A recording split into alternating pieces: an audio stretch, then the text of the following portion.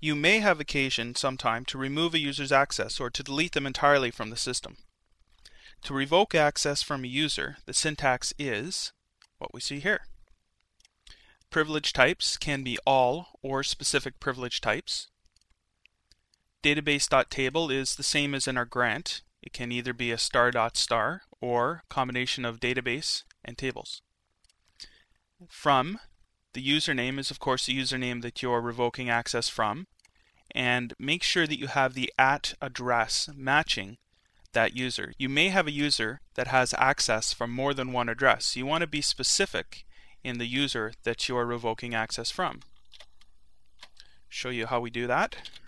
Revoke all from rwphpp.star.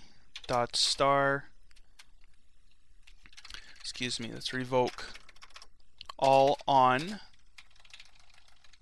from rwphp at localhost, which is the user we just set up in the previous movie. And there we go. Access is now revoked on that database from him. Now, this procedure just affects the privileges of the user. It does not delete the user from the database entirely. In MySQL versions 4.1.1 and higher, there is a syntax to create and drop users. But a lot of people are not yet using that version. So I'll show you how to delete a user that will work on all versions. Make sure that first you've revoked all their privileges, or you may be left with bits of that user scattered throughout the database.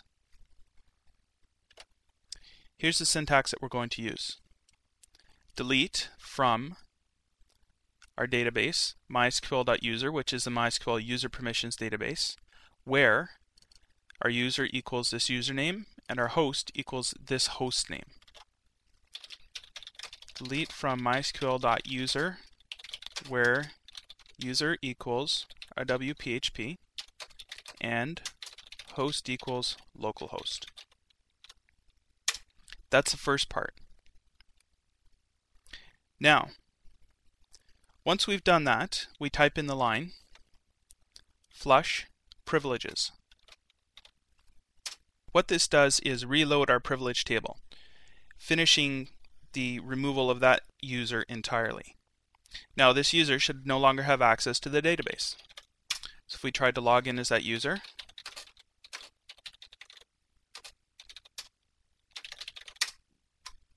there is no user, so access is denied. More grant and revoke options and specifics can be found in the MySQL documentation. Search for grant or revoke in the searchable documentation to find those specifics.